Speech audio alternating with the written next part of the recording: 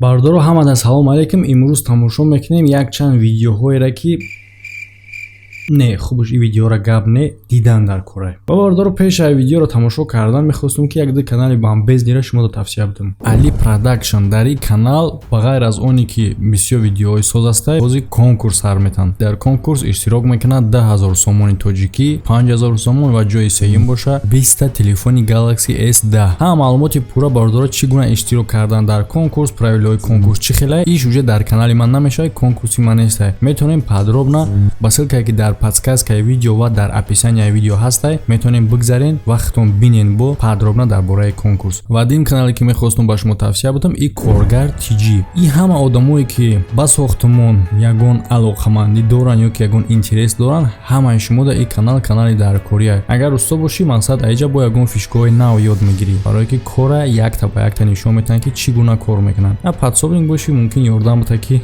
устошай тестарак. Я одами хонасоз бошӣ, метавонӣ аиҷа фишкаҳои иёра бинӣ ва ягон устои беимон да назани фребуд накунад. Ссилкаш дар подсказка ва дар описанияи видео ҳаста. Коргар TG. Бидороин ҳатман обуна шин. Ва дӯстон, ҳамчунин ба мухлисои ҷанговару бозингаро гуфтанем ки шумо метавонед дар бурди дастаҳои дӯстдоштаихтон ё ки ҷанговарои дӯстдоштаихтон сум кор кунед. Барои кора кардан ссилкае ки дар комментария закрепит кардагия метавонед бигзаред, регистратсия кунед ва бурд кунед. Касе ки дар видео пешина подсказкаро ёфт, дар охири видео номаш эълон карда мешавад ва заодно дар онҷа правилаи бозиро як бор дига мефаҳмонам ки бисёри бародаро дига хеле фаҳмидисанд.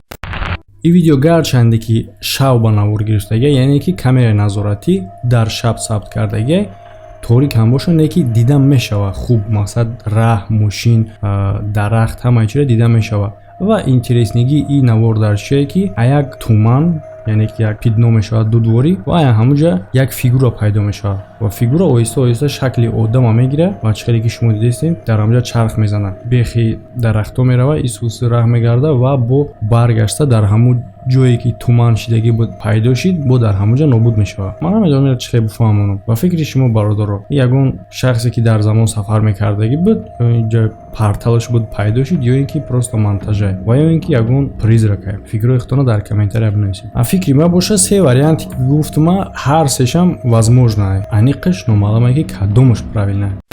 ин видео дар назди як магазин сабт шудагия. Дар видео дида мешавад ки дар пеши магазин бисёр мошинро парковатсия кардагия ва дар витрина як манекен шиштагия, либоси сиёҳ пӯшидагӣ ва мошине ки дар пеш истодагия руш тарафи ҳамон мошина ва айбар боша як мошини дига да одам шидагӣ магазина ба навор гирифтаста ва ногаҳон манекен тарафи ҳамин марда ки нигоҳ мекунад ки ӯро ба навор гирифтаста.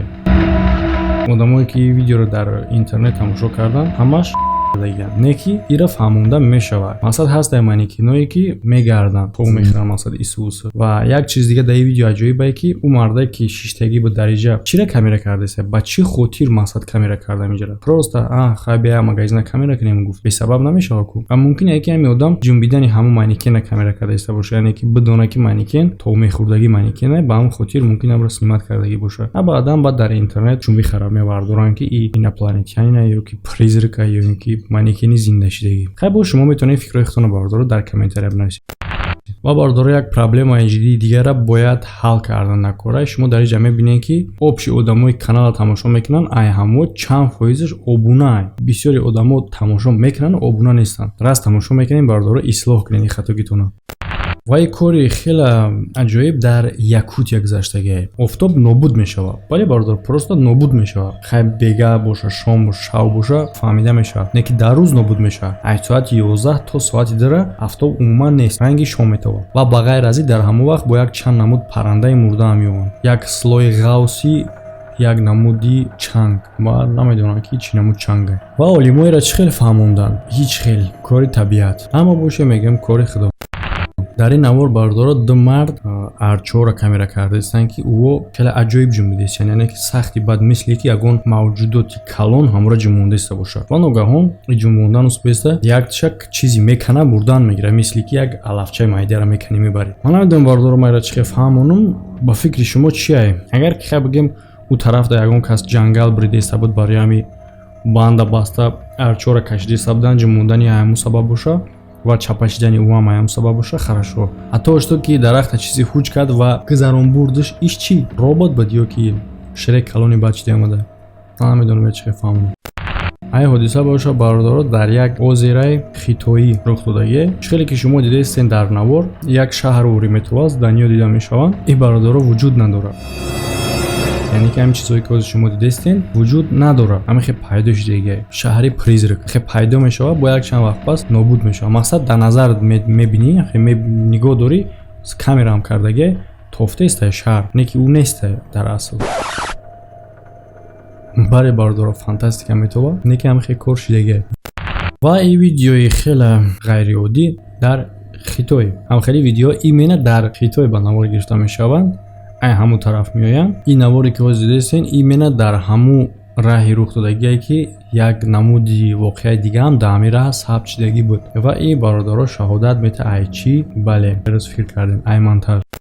و برادران فکر میکنم که بسیاری در خبر موضوع ها ویدیو در باره زون 51 اینترس نه و این ویدیو باشه در باره همینجا. وقتای اخیر بسیارتر انلو آدمو دیدستن در زون 51. نمیدونم که در حقیقتا هم انلو باشه یا اینکه با فکری او انلو باشه. یعنی که افتری همه ویدیو میگن که انلو بود. من خیلی نرفته بودم اونجا. نمیدونم. تماشا میکنین ویدیو رو با شما فکر خودتون میتونین در کامنت‌ها بیان کنین. آدمایی که همین ویدیو رو با نوار گرفتگن در اسپسیالیستایی که در دایره همین خیلی کور سر کور دارن کار میکنن میفهمن. تمام میگن من نمیتونم میره فهمونده. چیه؟ نه که باور دارم که پادپشکوی ما میتونن میره فهمونده. برای همین کامنت‌ها چون هر وقت آزاده. در این نوار باشه برادرها مثل نوار پیشینه انلو پروست در هوا ایستادگی نیسته. ابرو را نابود کرده. بله برادرها شما خوب دیده استین تماشا کنین که چگونه ابرویی که در اطراف اون نابود شده استن. خوب دیده میشه و پیش اونی که ابرو را نابود کنی را سر کنه روشنی همه ابیکت کلان میشه و ابرو نابود میشه و بعدا با روشنی خیلی ابیکت مایده شدن میگیره و هم خیلی تماما نابود میشه. برادر اگر ویدیو در شما پسند آمده باشه فکراتون بیان کنین، لایک فراموش نکنین، ابونه شدگی نباشین، ایسلاک کنین. همه در مهمش کانتنت در دست خود شما. ویدیو که پسند آمده باشه لبای جدا هرکی هستیم پدلیتش کنین تا که ما ببینیم پراسموترش نرمال باشه. برای که پسلین وریمیا ما دستم بالا ویدیو خوبن نکی طلبگاری همه خیلی ویدیو کمای. یعنی که بیشتر خیلی که خیلی شما میدونین موسر میگذره یوتیوب ده. همین خاطر برای که پوگزا کانال نمبره اگر که خیلی کچ استوینی ویدیو رو دستگیری نکنین ممکنه که ما هم موسر سینمات کنی را سر کنیم. پوگزا ممکن تا آخر نروه نکی مبینه ممکن بشه و برای چی برای که کانال پوگزا در زمین نخمونیم یا اینکه بگیرین ویدیو رو دستگیری کنین تا که نرمال نشه و پراسموترش ما همه خیلی دلشی رفت میگیریم. همش در دست خود شما. همه در خیر برادرها تا ویدیوهای آینده در خیتوی. بله برادرم خیلی خیتوی ای حادثه باشه برادرها و بغیر از این همون وقت در ویدیو خوب دیده میشه و در اینجا خوب دیده برادرم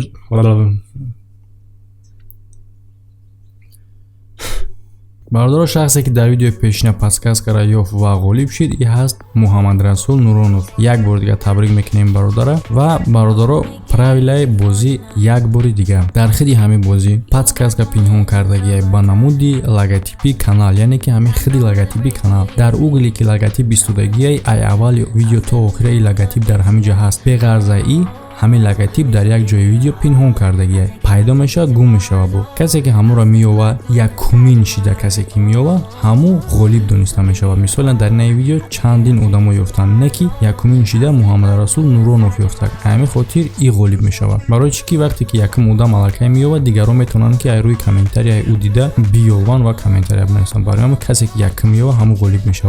بعداً غالب شدگی چیکار میکنه؟ غالب شدگی در کامنتاریا مینویسه من یافتم در فلان مینوت و سکوند قرار داره و دنیاش مینویسه که تو که ما با او علاقه کنم و پریز روی کنم شه و این کامنتاریا را در کامنتاریا مینویسه. کامنتاریا گفته این معنی او را داره که در کامنتاریا مینویسه، نه در کانتاکتی ما، نه در اینستاگرامی ما، نه در تلگرامی ما، در کامنتاریا برادر و التماس. وقتی که غالب شدین ما خودم شما را انتخاب کردم بعد اوجه ما مینویسم در تلگرام شما یا که در اینستاگرام شما یا که در کانتاکت شما خودتون وقتی که میوین ننویسین در اونجا. برای چی خاطر چه خیلی که گفتم شرط بازی همین که باید ما یک کمین یافتگی را غالب کنیم.